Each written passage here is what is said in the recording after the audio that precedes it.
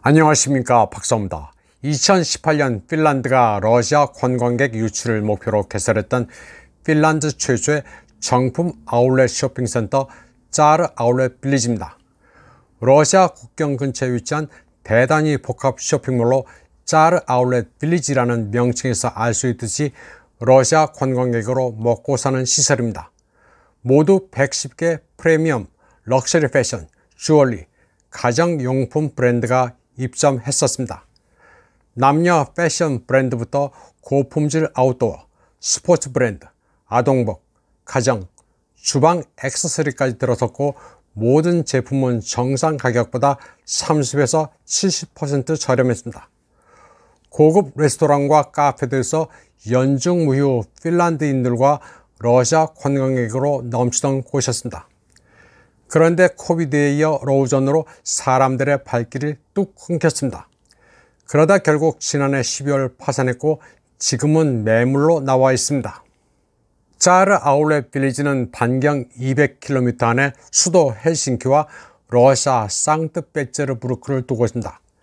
반경 200km 안에 거주하는 인구도 850만에 달합니다. 짜르 아울렛 빌리지는 국경을 넘어 관광을 즐기는 러시아인들을 목표로 했습니다.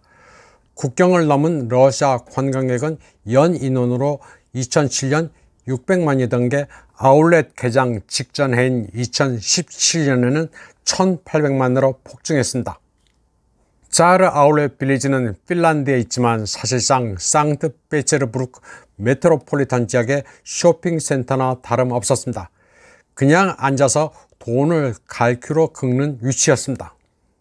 핀란드 정부는 짜르 빌리지 아울렛을 밀어주기 위해 헬싱키에서 바로 이어지는 170km의 고속도로도 2017년에 개통했습니다. 자동차로 75분이 걸리는 직선 코스였습니다. 짜르 아울렛 빌리지는 2만 평방미터의 부지에 건설돼 러시아 부유층과 핀란드 쇼핑객을 유치할 수 있는 데다 주변에 경쟁 쇼핑몰도 없었습니다. 그런데 핀란드가 극단적인 반러 입장으로 돌아서면서 비즈니스 기회를 발로 차버렸습니다. 러시아 관광객으로 먹고 살던 핀란드 동부의 수많은 소규모 기업들도 몰락하고 있습니다. 예전 같으면 손님이 너무 많아 주말 예약을 받지 않았던 숙박업소들도 텅텅 비었습니다. 핀란드는 예전에 100만 건의 비자를 발급했던 상트페테르부르크 주재 영사관도 2023년 10월에 폐쇄했습니다. 비자 발급 수수료만 해도 짭짤했을 텐데 이조차도 날려먹었습니다.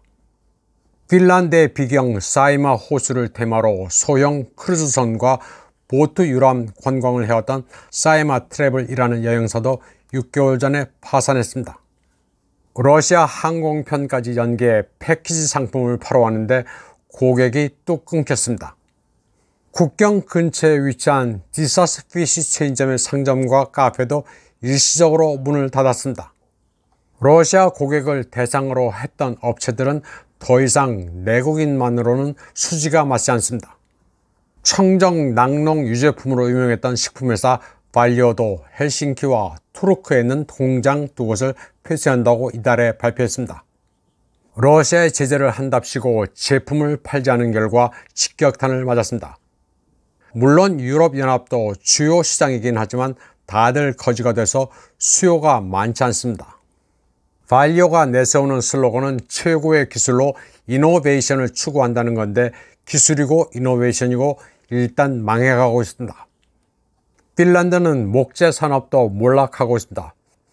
사실 핀란드는 자기네 숲을 놔두고 러시아산 목재를 수입 가공해 먹고 살았습니다. 그런데 대러 제재를 한다고 러시아 목재를 더 이상 구입하지 않습니다. 결국 핀란드 목재 가공 업체들은 수천 명의 직원들을 무기한 휴가를 보내고 있습니다.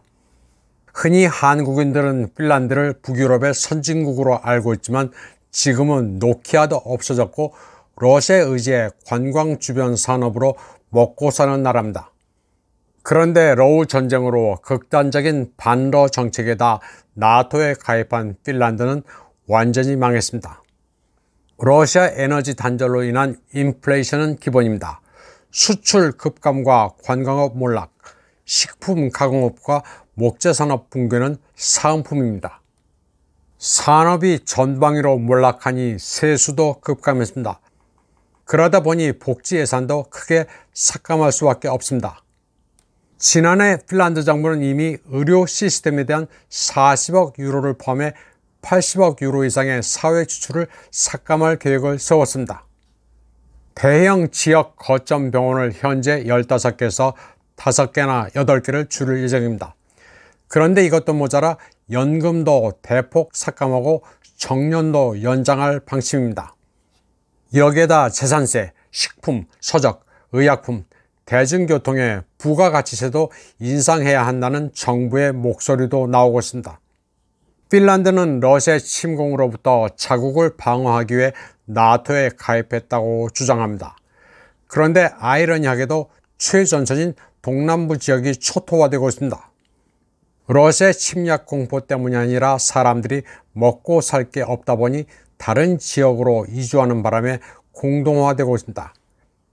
요즘 흔히 서구 매체와 한국 매체는 핀란드와 스웨덴의 나토 가입으로 러시아가 소련에 받아 발티크를 잃어 고립됐다고 떠들고 있습니다. 그런데 발티크에서 잃긴 뭘 잃었다는 건지 팩트는 없습니다. 그리고 발티크를 북유럽이 가져가든 말든 우선 핀란드부터 거짓골이 되고 있습니다. 핀란드는 우크라이나를 맹목적으로 지원하는 나라가 어떻게 붕괴되고 있는지를 보여주는 모델입니다. 이번 방송은 여기까지 하겠습니다. 시청해주신 여러분 감사합니다.